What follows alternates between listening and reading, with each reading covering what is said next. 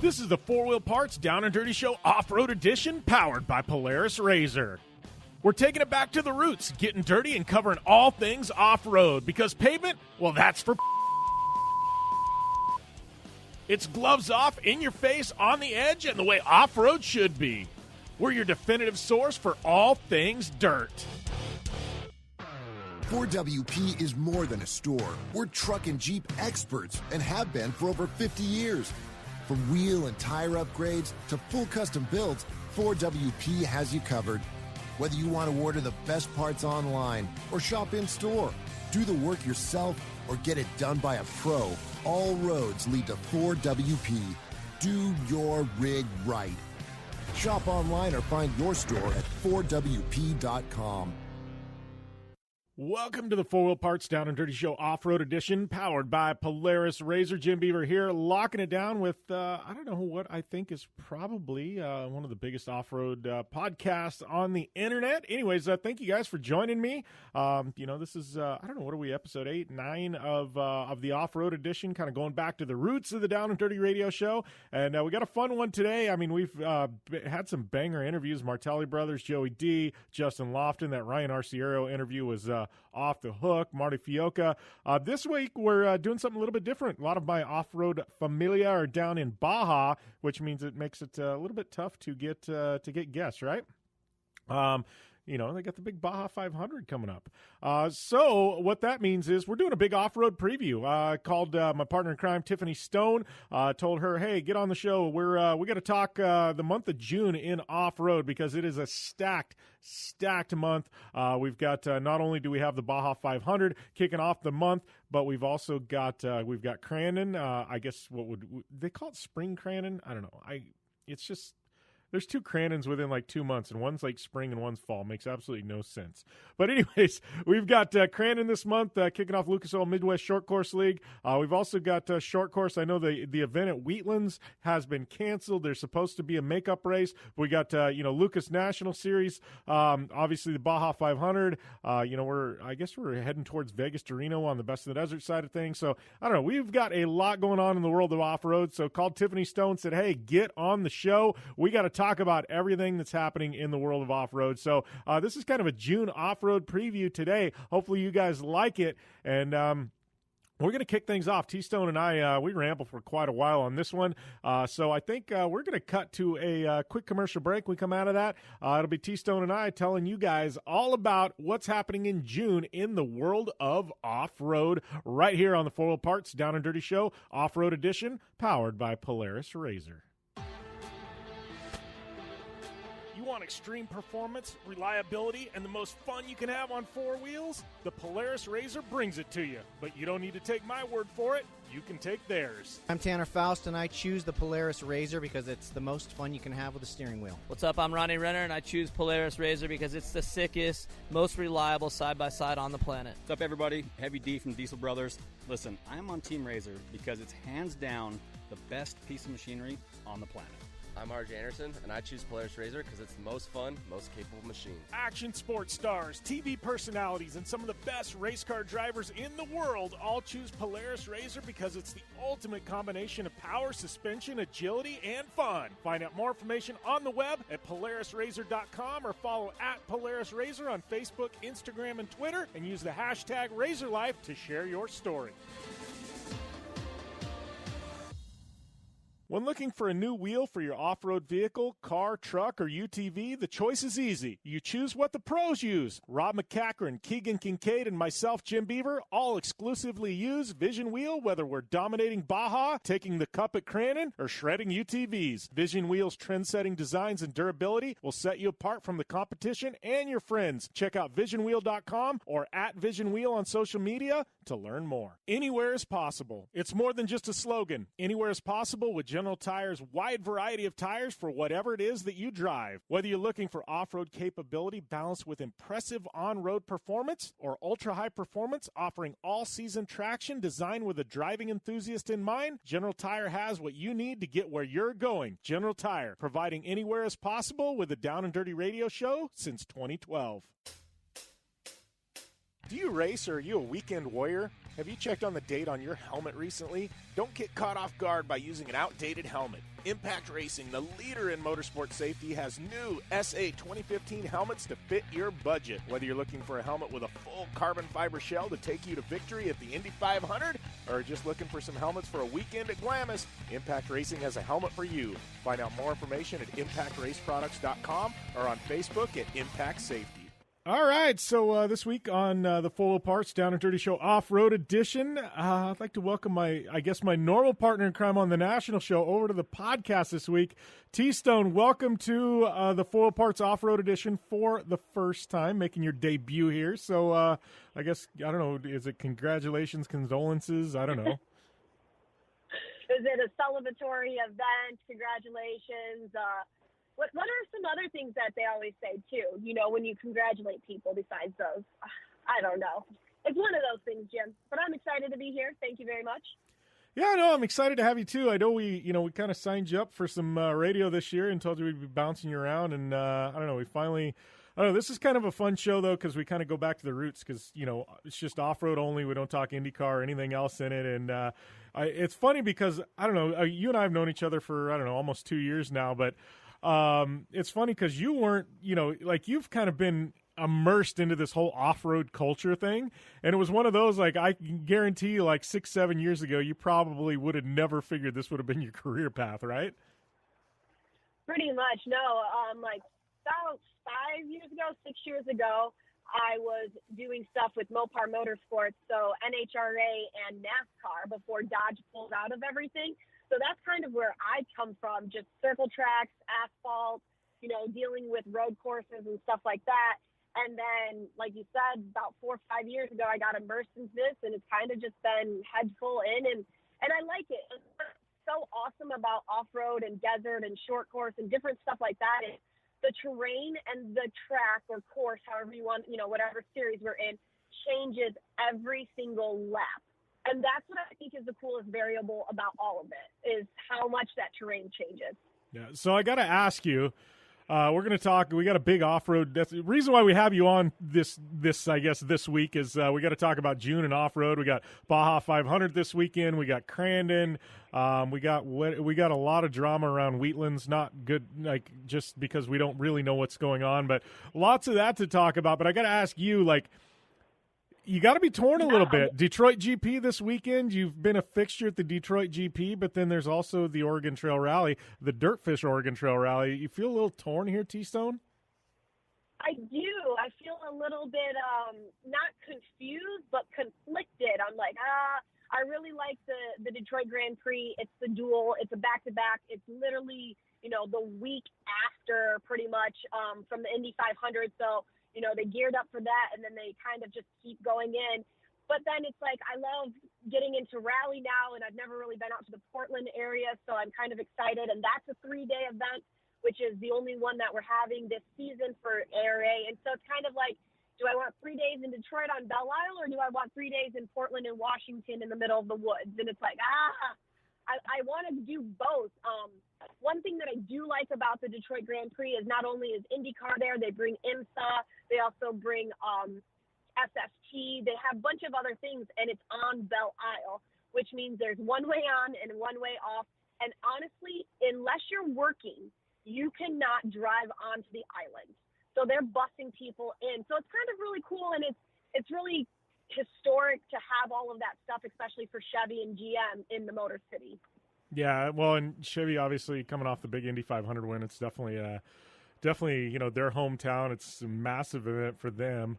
You know, that being said, we're talking Oregon Trail Rally. We're talking, Detroit GP. We've also got the 10,000-pound gorilla in the room, which is the Baja 500 this weekend also. So all of my friends down south of the border right now, all of your friends down south of the border, I kind of feel like we're left out here in the States. Like we should be eating tacos and drinking beer in Mexico. Well, and that's that's the thing. So actually, I'm conflicted trifecta this weekend. There's the Baja 500, the Dirtfish Oregon Rally, and then the Detroit Grand Prix. And it's something that I want to do because honestly, Jim, maybe me and you could just do this. I want to go pre-run Baja one time. If it's for the 500 or if for the 1,000, I just want to go pre-run Baja. I want to see what those guys and girls are getting into. Like Sarah Price is down there with Erica right now, and they're there. I'm watching Sarah's Instagram stories, and she's like, all right, day 5 or day 6 of pre-running. I'm like, I know the 500 is long and you have to pre-run all of these things, but it's just, Jim, as a driver, how do you pre-run something and then know, honestly, maybe a day or two later, maybe even 6 hours later, it's completely different. Nobody else has pre-ran that. Like, how do you put that into your mind and take notes? I've raced Baja plenty of times, and it's kind of an interesting, like, attack on it. It's because weather changes, and I know, like, I actually talked to Troy Herbst when I was out at Charlotte. His son Riley Herbst was racing the ARCA race out there, General Tire 150, and so Troy and I talked, and I said, when you going down to Baja, buddy? And he goes, man, he's like, all the rain, I don't know if you saw, but Bryce Menzies put his pre-runner in a big old rain rut ditch. Robbie Pierce recently put his pre-runner in a ditch. So it's like all the rain destroyed it. And Troy's like, you know what? He's like, I'm going to pre-run to the last possible minute. So the course is as close to it will be on race time. You know what I mean? That, that it can be. But I think the people that go down early, and I've done it both ways, your first pass is generally like we know places that get bad, and depending on the weather, they can get really bad. So it's like silt beds, things like that. So the first time you're pre-running, it's not like you're really marking down. Oh, here's a rock. You're looking. You're kind of familiarizing with it. Okay, here is where we know is probably going to it's going to turn into a bad silt bed. People are going to get stuck. So you get to that. And just because you've raced Mexico before and you know the terrain, you're like, all right, this is going to be a bad spot. So your first pass, you're like, all right, so where are the lines where I can get around this? So you're out of the car, you're actually walking lines, you're looking at lines, you're trying to figure out where you can go when things do, when quote unquote shit hits the fan. And we can say that because it's a podcast. I kind of like that. We can cuss on this one, T-Stone. You're like, oh. But, so I think the first pass is literally just familiarizing yourself with it, kind of figuring out where the bad spots are going to be. And then I think the next time you go, it's fine-tuning that. It's like, all right, so now you're marking every corner, every bush, every rock. I think the first pass is just familiarizing yourself with it. And I've gone down there where I've been able to pre-run the course twice. And then I've also been down there where I only had enough time to pre-run once because it's expensive and a big undertaking. Just go and spend weeks down in Baja, right? And so the first, when you can only do it once, then you're kind of doing a all-encompassing, pre-run where you're kind of familiarizing yourself with things, but then marking the bad spots, and it's kind of stressful. People like Sarah who can just take a week off and go down there and do it multiple times, like that's I guess the best possible way to do it, but not everybody's as fortunate as that. But yeah, if you haven't been to Baja pre-running T-Stone, I like the 500 better than the 1,000. Not saying racing it, but I mean just it's like you get everything you get with 1,000, but it's all packed into 500 miles, and it's logistically a lot easier. So like I really enjoy the Baja 500. It's just not as massive and as grand. I guess you race when you obviously want the 1,000, but I think just for somebody experiencing Baja like you, like the 500 would be the way to go. Well, and I always want to go, but this is what my dilemma's been. I've always had the Detroit Grand Prix the same weekend as the 500. So, I don't have a PJ.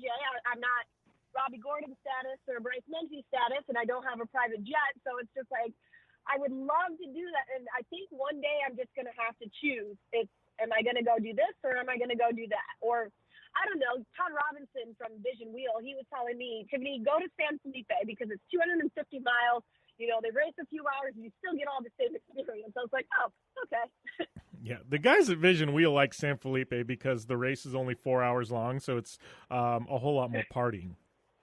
That's what it is. That's okay. So Todd and Rhett and Jerry, they were just telling me, but not explaining why they like the San Felipe one better. Yeah, but no, the good thing about Baja, though, is like, Memorial Weekend is kind of the big pre-running weekend down there.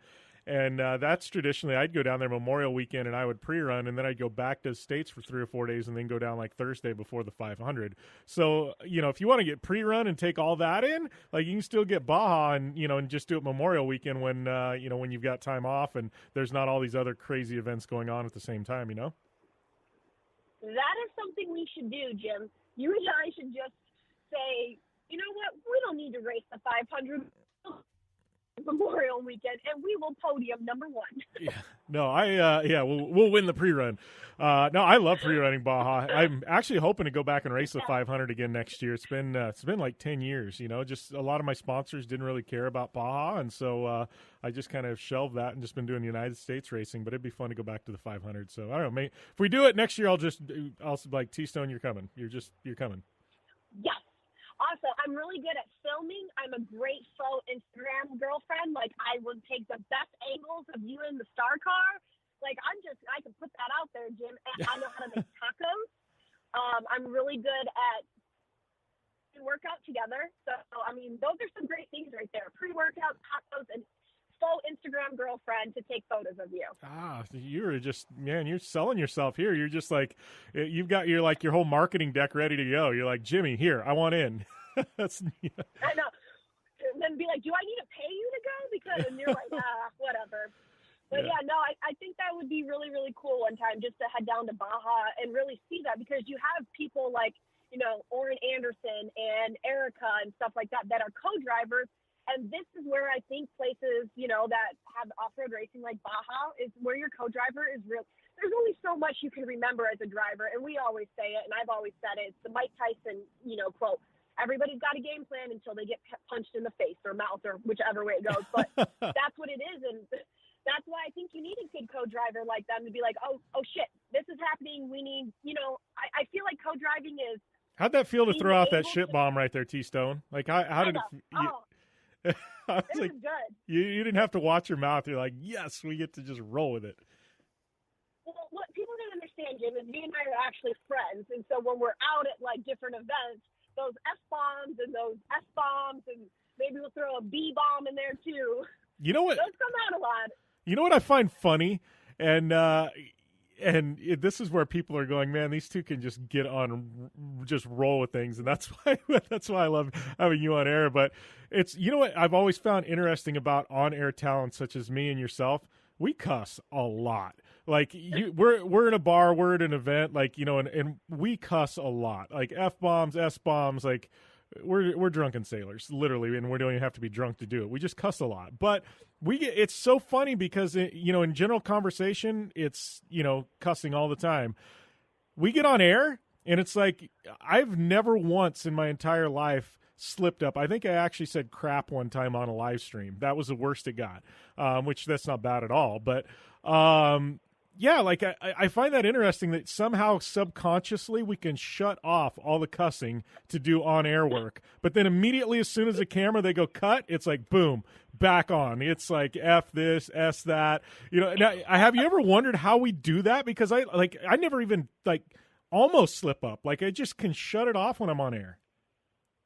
No, I completely agree with you. I've never done it. I think the only time I really have ever sworn is when I'm like, man, you just kicked ass, or I was re-saying something that they said, like, I was like, did you really? Because one time I just said, because Johnny Greaves, I was interviewing Johnny, and I was like, with the battles with Johnny and CJ, which obviously we're going to see with Spring Crandon coming up, one time I was asking Johnny, I was like, Johnny, is CJ grounded now? And he's like, I don't know, I'm going to put his ass somewhere. I was like, did you say ask Johnny? And he was like, yeah. And so those are sometimes, but yeah, most of the time I never swear, because once that red light goes on, or once you have a camera, it's always on. And my whole thing is, sometimes we have microphones, or sometimes we wear lavs, which are, wireless mics.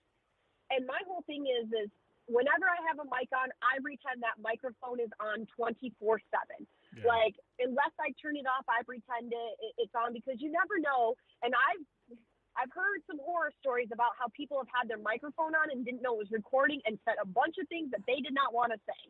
So it's like, I will say stuff as long as there's no camera there, or I'm not being recorded, just because, there's a normal side and there's a professional side. You don't, unless you're known for that, which there are some drivers out there, you don't want to do that, because, companies, unless they know you're a loose cannon, aren't going to necessarily hire you, because they're like, shit, we don't know what's going to come out of his mouth or her mouth. Yeah, the funny thing, and it does reverse. So, when you're an on-air talent, I think you've got, when you're doing live stuff, you've got producers in the truck, and people don't realize, like, we've got God in our ear basically 24/7 when we're on air, right? People, like they're priming you, hey, this is coming up, mention this happened, and things like that. So it's like we've got God in our ear, so we've got some help. I mean, there are events where I'm just, they hand you a mic and you just go and talk, right? But when you're doing a live stream or a live TV show, you've got a producer in your ear kind of coaching you along the way and things like that, But what's funny is the producers have a tough job because they've got to keep the talent, on track, and they're very calm in their voice, and that because they don't want to get you stirred up because then you get emotional on the mic and then it just screws everything up. So, they mute themselves when they talk to other people in the truck, right? Well, I had a producer one time who he forgot to mute himself. And he started yelling at somebody in the truck, and it was F this. I mean, he was literally like the noose was out, hanging people in trees. And I'm sitting there, and I almost start laughing live on the air. And then it was like he caught himself and muted it. And then like 10 seconds later, he's like, sorry about that. I didn't want you to hear that. But it was like literally the production truck was burning to the ground with this guy's language. And it was like I was live on air just hearing this. And it was like, how do you keep your composure? Because it was so funny. And, that never happens. But I actually had a producer slip up and leave himself mic'd up, Well, and that's the thing is, like, what people see, they don't realize that when you're watching a TV show or a live stream show, especially a live stream show, there are so many things that go wrong sometimes that you as a viewer, an audience, would never know because, like here's the thing, there are people behind the scenes that are helping making all these things go. So we don't look like a babbling idiot, or so we know what's going on, or we know all these things as well. And so I've had those things happen before, and we always see it like on TMZ remember when Christian Bale, like crazy? Did you ever see that story? No. Well, I think he was filming Dark Knight, or he was filming one of those movies. This was probably like 10 years ago. And some person, because you're not technically allowed to have your phone filming on film sets because of, the disclosure laws and, not being able to let stuff out there. But Christian Bale went off and was like, what the F is going on? Are you effing stupid? Why do we need to redo this scene? Can somebody get this guy to shut the F up? I was like, okay. And, like, you kind of see the other side of people sometimes, but people don't realize that so much happens. Like, the trailer may be burning down, but you'll never see it because that's what happens when you hire professional talent. Yeah. You'll never see any of those things. Well, and it is, honestly, I get humbled by that because, like, let's take, say, Crandon, for instance, and I don't quite know how things are working, but from what I understand, it's me, you, and Brent are the three live stream team, right? So Brent and I will be in the booth, and you'll be doing podium announcing and pit reporting and stuff like that. And this is just the way I from what I understand, the way it's kind of be. And, so there's three of us, right? And it's humbling to me because we're the face. But behind the scenes, there's no shortage of like 40 people working their ass off to make us the face. Like, to me, it's like knowing that there's 40 people going to war for me to look like a hero. Like, that's kind of humbling, you know what I mean? And I don't think a lot of talent looks at it that way, but I do. I'm like, man, these 40 people are busting their ass so I look good on, talking or on camera. I'm like, that's humbling to have a crew of people, literally going to war for you. Like, that's kind of crazy. No, exactly. And that's how I feel. And that's how I've always approached it. And that's how I approach race teams and drivers and stuff like that. Like, some of the best drivers out there, and I'll put this out there, and he's a good driver. I don't like how he treats his team. I don't like how he does it. But Kyle Busch, NASCAR, I know this is more off-road, but talking about that, like, I've seen Kyle Busch straight up put his entire team down. Like, everybody be like, oh, your team. He's like, why? I want to fire my entire team. They did this, and this wrong. And then you have other people that are so humbling that are like, hey, I know I could not be here without my clutch guy. I know I could not be here without my, entire team. I couldn't be here without my crew chief. And so it's the same way. It's so humbling for some drivers because, yeah, they're good drivers. They're the face. But they don't realize, what people don't realize is all the other people that work and bust their ass to make that one person shine. And when Kyle Busch I lost a lot of respect for him when he put his team under the bus and threw them there, and just, it's like, dude, these people are leaving their families on their weekends. They're leaving holidays. They're missing events, birthdays, christenings, all these things to try to make you win and you look good, and you can't even, give them the credit they deserve. Yeah, well, and I think even like off-road's even more so, especially when you start talking Baja, we'll circle back to that. But, it's like some of these trophy truck programs, I go down to Baja and I'm a small team and I've got 20, 25 people. Some of these teams have 70, 80 people down there for the 1,000, close to 100 people on their crew to make the 1,000 happen. Like, you start looking at those numbers, you know what I mean, and the people invested in that program, to get, say Bryce Menzies to the finish line first in Baja, there was literally an army of people, you know what I mean? And without, any single one of those, that whole effort by Bryce Menzies would just be, it's, like building, it's like building a wall of bricks, and you pull one out or something like that, and it's just, it's like a skyscraper. You pull one of the legs out, the whole thing's going to tumble, and I think that's one thing I really appreciate about off-road and desert racing is, especially down in Baja, is just the magnitude of it. Every single person on the team counts, No, I do, and like you were saying with teams and how big they are, and they got trophy trucks and chase trucks and all these other things. Like, I just saw Johnny Angel, Jim, you got $1 million I can borrow? I can buy a race team. Yeah, I saw that. Putting up his race team. I haven't texted Johnny. I need to text him and see, what's going on here, buddy?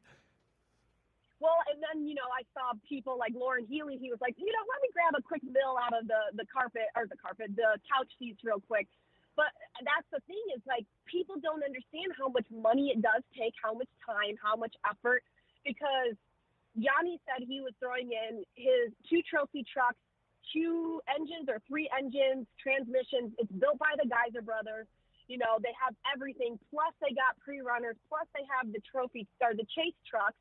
Plus they got other things. And I'm just like, what people don't realize is the time, obviously, the money, and the commitment it takes to have a full race program. When you're as big as Johnny Angel, Rob McCachran, Bryce Menzies, and even the up-and-coming people, Andy McMillan, it takes a lot of time and money. Yeah, it's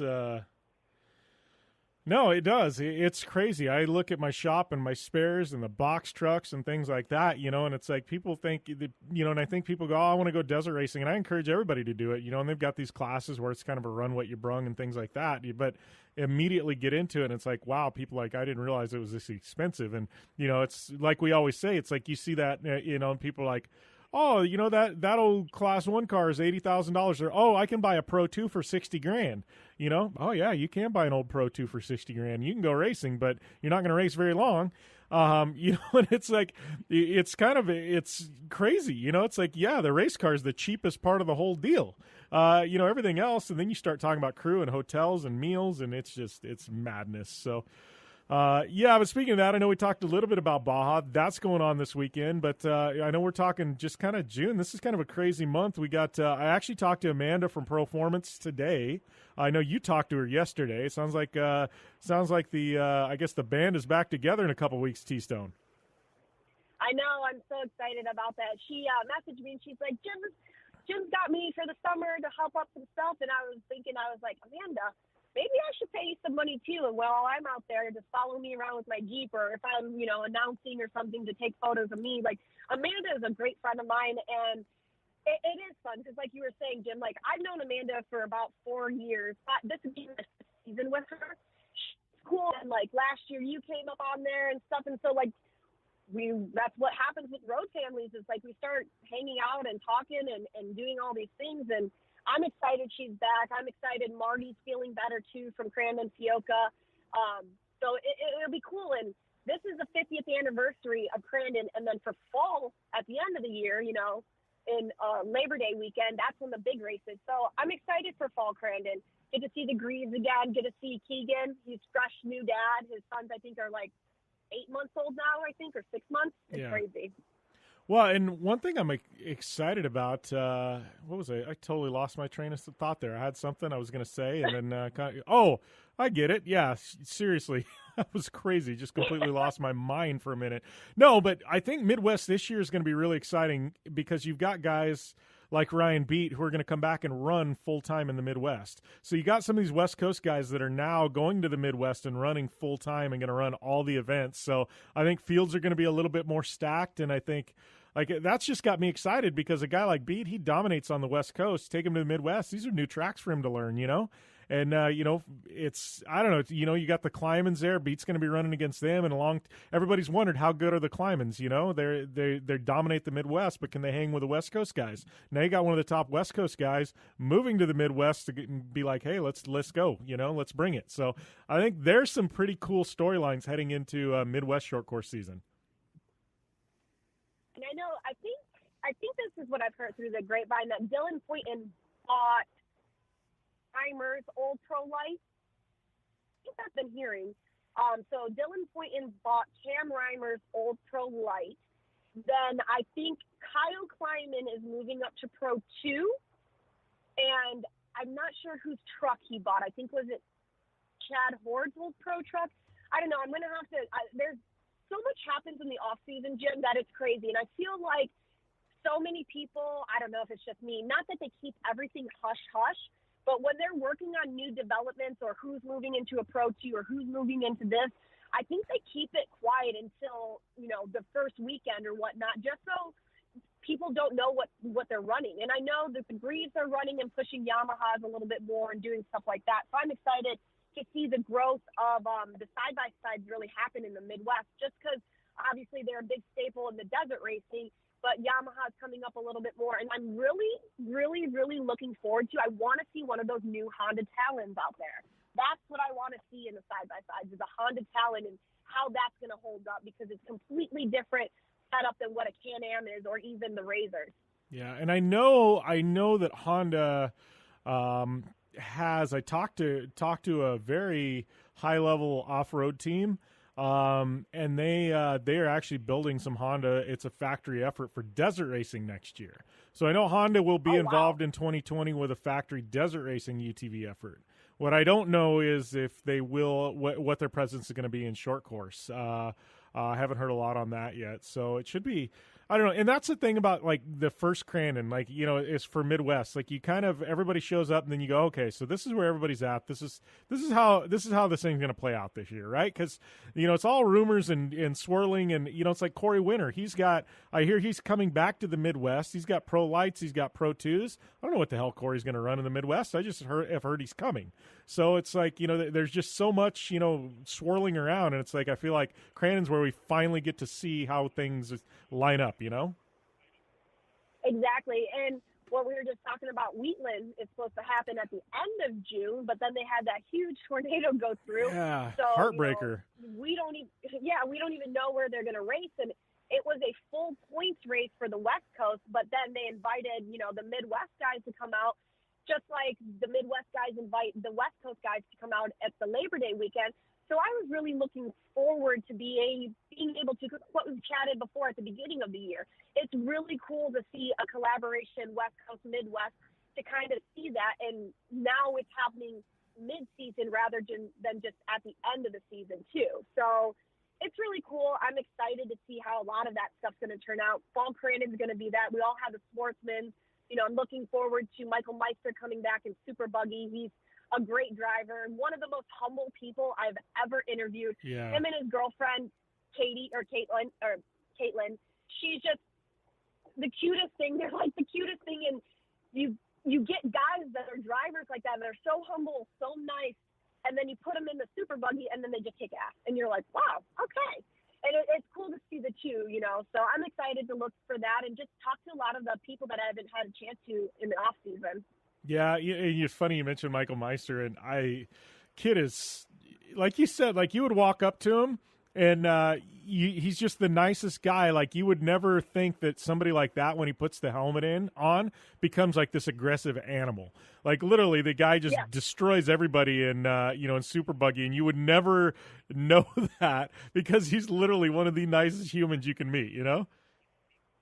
Exactly, and they own Michael Meister logging, and so they're loggers and stuff, and so he's doing all these things, and just like the Crandons, they work with Ponzi, and they have their logging, and so it's like you have these nice upper Wisconsin, upper Michigan guys, and like you said, they're just badasses once they put that helmet on and the green flag goes, and it's cool because even when he flips or even when he gets second, which rarely happens, he's just so calm about it and so nice about everything too. He's like, that was a really good race. I could have done things better. Me, I'd be like, oh, I'm so mad at myself. What did I do? Why did I take this turn? And he's just calm. It's cool to interview them. And that's what I miss about the sportsmen. It's you see how much passion, how much love, how much time and effort they put into this, because they have normal 9-to-5 jobs. And then they kind of move their way. And it's cool to see Super Buggy get put into the main event, too, because they have such a good stack of drivers. Yeah, there's some great Super Buggy racing that happened last year. That's, it's one of those, everybody wants to talk about the big horsepower trucks and, and things like that. But actually, you look back at some of the races, like the truck races, especially like Pro 4. I mean, it was a bit boring last year in the Midwest. It was Johnny and CJ show. Crandon aside, but Super Buggy, there was some great racing every single round. I mean, it was a dogfight, and so you get away from like the big, I hate to say premiere because then I feel like that the UTVs and Super Buggy and stuff like that, it kind of takes it away. But I mean, truth is like Pro 2, Pro 4, that's what people kind of show up for. But some of the best racing in short course doesn't happen in Pro 2 and Pro 4, happens in the divisions right below those. Exactly, like stock truck, super stock truck, Nick Visser putting out there and stuff like that. He's a great driver. And then what's really cool is Cody Conrad was a sportsman. Then he's moved up to, I think he's going back to Pro 2. So that's what I've been hearing, that Cody Conrad's going to race Pro 2. But it's cool to see that because, you go to stock truck and super stock truck, and that's right below Pro Light, and being able to move it up there and being able to see some of those guys really move up. I know Rupel's out this year. He's not racing, but seeing some of the newer guys come up, and I just know that somewhere along the line there's going to be somebody that comes up and we're just like, holy shit, we didn't even know that you were going to be in a Pro Light. And now you're here in Crandon. So yeah, I think I'm really excited to see what's going to happen in a few weeks. Yeah, no, I completely agree. And I think, you mentioned Wheatlands, and I haven't heard anything from Lucas at all, but should be interesting to see what happens there because I know that's become one of their big marquee premier events. Obviously heartbreaker that they're going to have to rebuild a good portion of that racetrack there. But I don't know. I don't know if I know they're going to be running that weekend. I just don't know what the replacement is. I think it's kind of up in the air right now, right? Well, it is, and like the sad thing is if you move it further west, it was already a hike for the guys to come out a little bit, because most of the stuff is either in Minnesota, Wisconsin, or northern Michigan in the UP. So it makes it a little easier for the regional guys right there, especially the sportsmen. Wheatland's a little bit farther. It's about, anywhere from 8 to 10 hours, 12 hours, depending on where you're coming from. So I hope that they don't move it further west or anything. I was thinking because if it's Lucas Oil, I know Indianapolis is right there. I mean, that's a little further east, but that's kind of close. Or maybe what if they did something in Chicago? Chicagoland. Before. Yeah. That was the Torque days, but that was actually, that's actually a good idea. And that was always... It was always highly attended by fans. Like that was a good event. That's one of those like you would love to see back at some point because that was an amazing event. I think it's called Route 66 Dirt Oval or 66 Oval Route. I don't know. Either way, I know we've done a few races there. 2017, we raced in Chicago, actually right around this time in May. So I know about that. I think that would be a great track because it's still kind of close enough for the guys to come down, still technically Midwest, without having to really go far east like Indianapolis, and it's still kind of close to Wheatland. So I think that they should do Route 66 because if you go to Prim, if you go back out to Glen Helen, it's too far west still. It's not really, not regional, but it's not including the Midwest guys that I know that they wanted to showcase. Yeah, well, come on, be real. You just want to be able to drive your Jeep somewhere a little bit closer. I am driving my Jeep to Crandon. So I know. I can't wait. We got some shenanigans planned. I know. I'm going to get there Thursday probably, like we were chatting about, and then we can go take the Jeep out on maybe Friday or figure out what's going on and going like that. It's like, it's a catch-22. It's like, do I drive my Jeep or do I drive my 300? My 300, I can drive 90 plus and be okay and get about 30 miles per gallon and not feel like I'm in a sale. Now, if I drive my Jeep, I'm getting about 16 miles per gallon and feel like a sale, and I really don't go over 75 miles per hour. So it's a catch-22. Which one do I want? Yeah, I don't know. It's I think if you're going to Crandon, you got to have the Jeep though. Like I'm just saying, like the 300 just doesn't work for me at Crandon. Like nothing against your 300, but yeah, Crandon, you got to have the Jeep. Come on, T-Stone. No, we got to go on to our secret exclusive TV talent only trails, also known as the Ultra 4 track. But hey. Oh, yeah. So what else you got going on? I know this week I'm actually going and shooting some video with our friends at Rigid out in Phoenix, kind of a commercial. So kind of looking forward to that. Should be kind of fun out there in the desert. What else you got going other than Oregon Trail? What's after that? I guess just Crandon, right? Yeah, Oregon Trail, and then I got the next week off. Just doing some things with the Jeep. I kind of want to try to hit up Silver Lake sand dunes. I want to take the Jeep out some more because I'm going to be changing a lot of different things this summer, getting ready for Trail to SEMA again at the end of the year. But yeah, just doing that, and then I got Crandon, and then Idaho, and then whatever faux wheatland will be at the end of the month. But yeah, it's back-to-back jam-packed, and just kind of doing all that stuff. I do want to come back out to Arizona one time when I don't have to work, Jim, and then we could go play around in some razors and shoot some video or something. Yeah, you want to do that in the fall. It's too damn hot here right now. Everything gets parked in the summer. But I do actually, Street Bike Tommy, he's coming out this fall, it sounds like, to do some razor rides. And I don't know, have you ever met Street Bike Tommy? No, not at all. Oh, yeah, he's she's the guy has, been Travis Pastrana's right-hand man for forever for, all the shenanigans. So, no, I think he's going to come out and do some razor stuff this fall and things like that. And we're going to go do some trail riding and things like that. So, I don't know, maybe we'll get you to come out when Tommy's here or something. We're going to do some filming and just have some fun. I don't know. When Tommy's around, you can't not have fun. No, I'm excited. And then my whole goal this year, Jim, that I really want to try to do, I want to do things that I've never done before. Like, I really, like, if somebody's like, Tiffany, drive this, I'm like, okay, let's try that. Tiffany, do this. Okay, let's try that. Like, I just want to drive as much as I can and get myself behind so many different things and just drive. That's really kind of what my goal is. So I'm down. I'm down for whatever. Yeah, you're down. Yeah, so I don't know.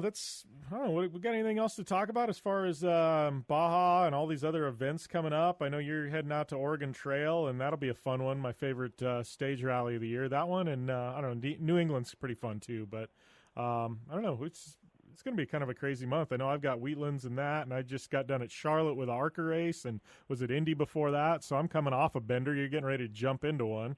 So I don't know. I think we'll have a lot to talk about in the next couple of weeks.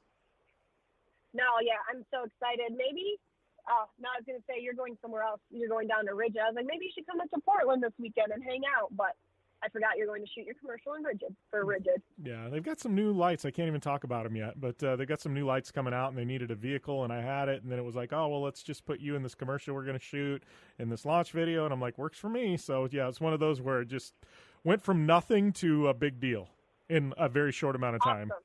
So those are the fun ones. Awesome.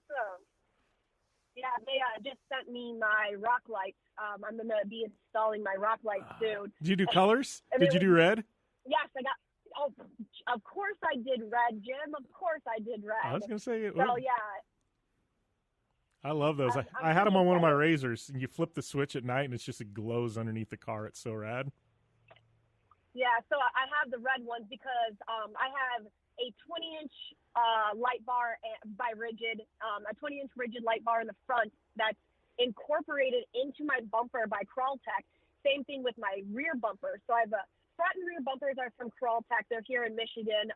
Love working with them. I had the new Blaze bumpers on there. And then Rigid has the 20-inch and the 30-inch light bar.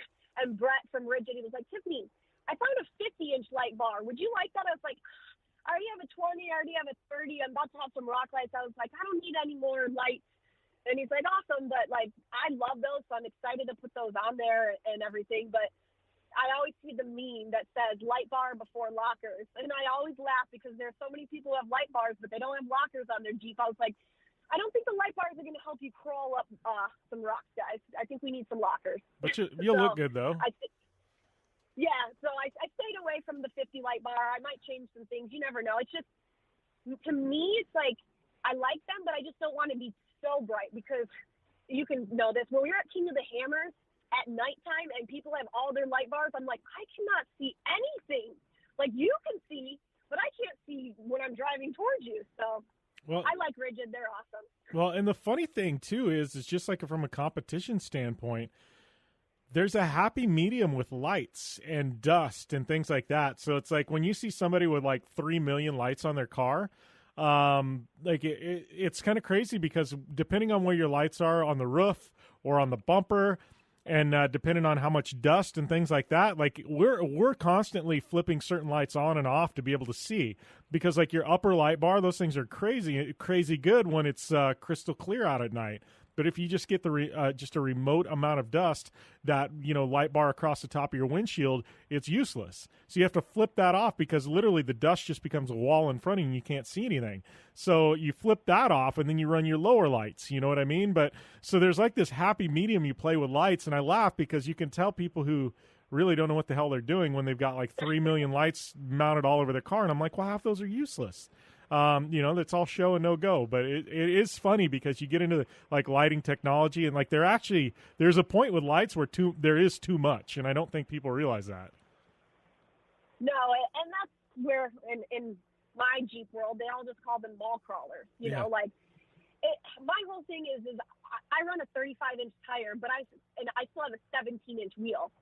So I'm running a smaller wheel that gives me much more tire. And I'm looking at these people, and I have friends that joke. They're like, Tiffany, put 20s on your Jeep. I'm like, are you kidding me? How am I supposed to crawl stuff on 20s? I was like, my Jeep's not a trailer queen. I drive her back and forth, West Coast, East Coast, all around. And so it's like I need a good tire. And that's the same thing, too, is like you can either have too much light, not enough light, and like, I've looked at Jeeps before. I'm like, what does that light go to? Like, literally, if you have lights on your A-pillars up front on both sides, that's great. But if you have you have your front light bar on, your rear light bar, and your top light bar, and your side lights, your rock lights, it's like, what can you see? Your disco ball. Yeah. My favorite is when they've got all the lights and then they're not actually wired in, and they're just there. Oh, my goodness.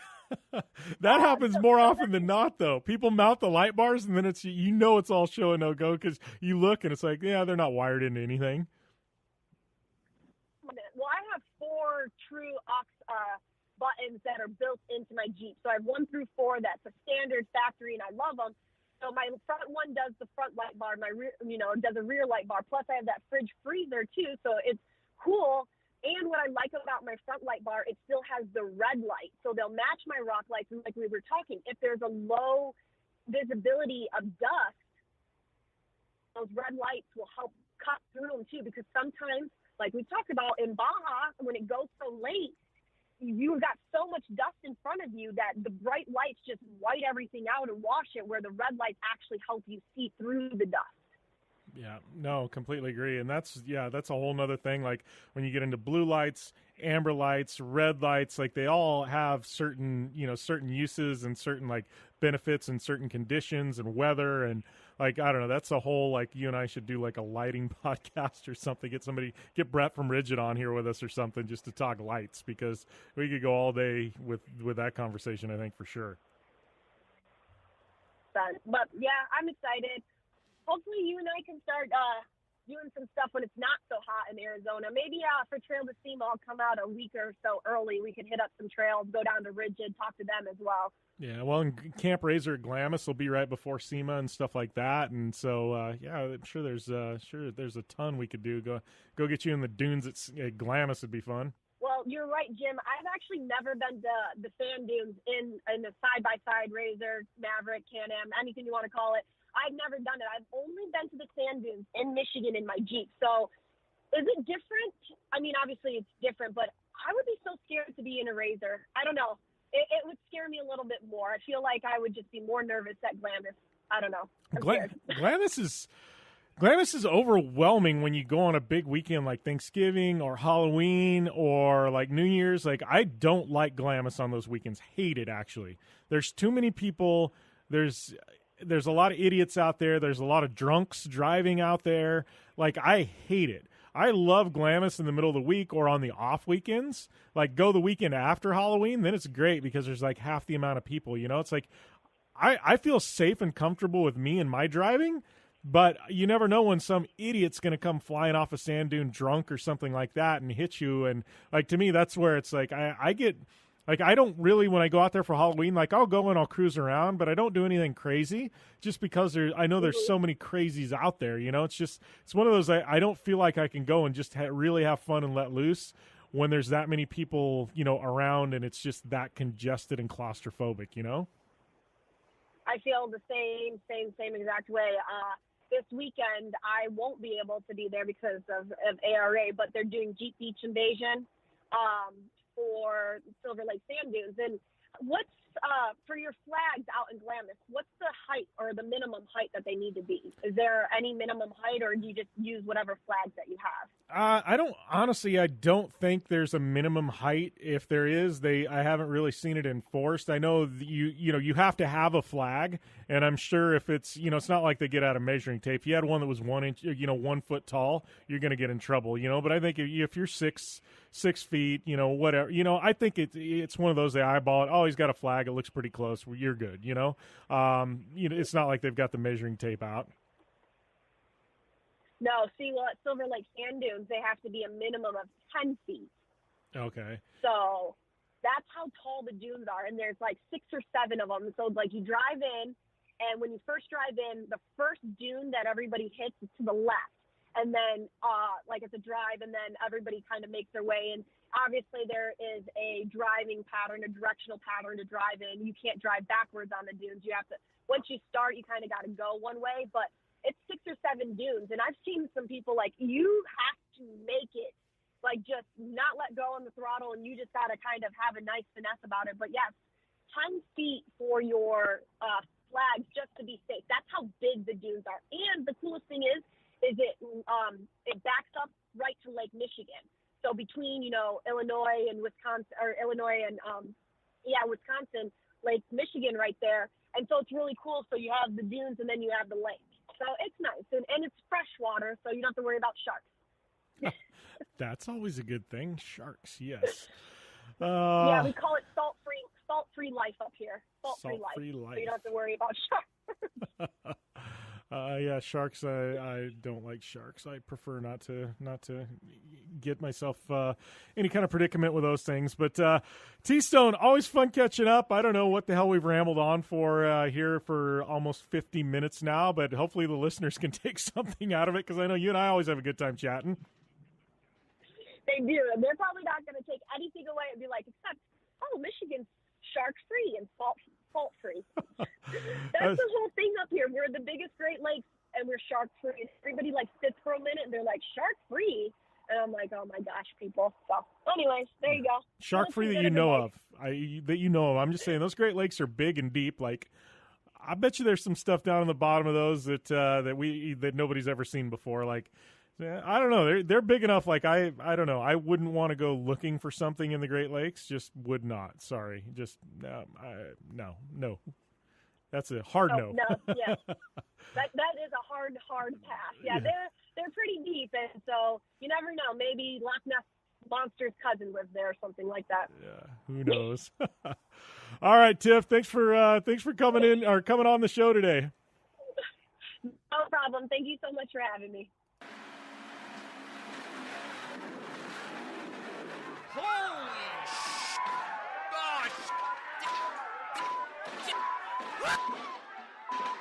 Oh, man, that was a hell of a ride. Go check out mymedic.com for the best first aid kits on the planet and save 15% with discount code JimBeaver.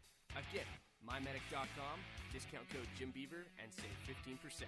It's cheaper than a funeral. Life is all about sound, the sound of sports, the sound at the racetrack. and the sound of your vehicle.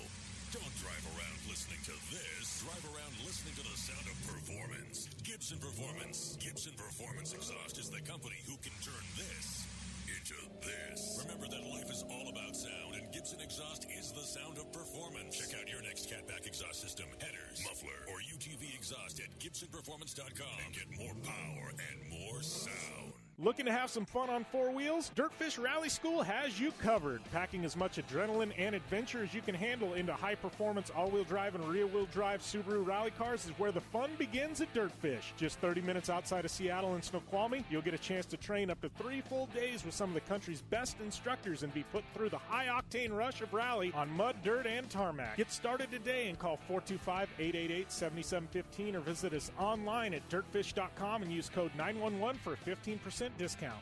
And that's all we've got this week on the Four Wheel Parts Down and Dirty Show Off-Road Edition, powered by Polaris RZR. Thank you guys for tuning in. Once again, please go to iTunes, hit the subscribe button to the show, leave a rating, review. Much appreciated for those of you who do. I am at JimBeaver15 on social media. And check us out on the web, downanddirtyshow.com, where we're dropping all kinds of daily, new, fresh content right there on the website. Man, we've also got a couple of social media accounts, at Dirt Daily, or at Dirt Daily Media on Instagram, at Down and Dirty Show on Instagram, in addition to all of mine. And make sure and check out our Facebook group, too, where we got all kinds of rad content dropping. I don't know, we're just a content machine. Anyways, yeah, thank you guys for tuning in. Always fun with T-Stone, and big thanks to Four Wheel Parts and Polaris RZR, General Tire, Vision Wheel, and all of our amazing partners here on the show. We will see you guys next week right here on the Four Wheel Parts Down and Dirty Show Off-Road Edition, powered by Polaris RZR. 4WP is more than a store. We're truck and Jeep experts and have been for over 50 years. From wheel and tire upgrades to full custom builds, 4WP has you covered. Whether you want to order the best parts online or shop in store, do the work yourself or get it done by a pro, all roads lead to 4WP. Do your rig right. Shop online or find your store at 4WP.com.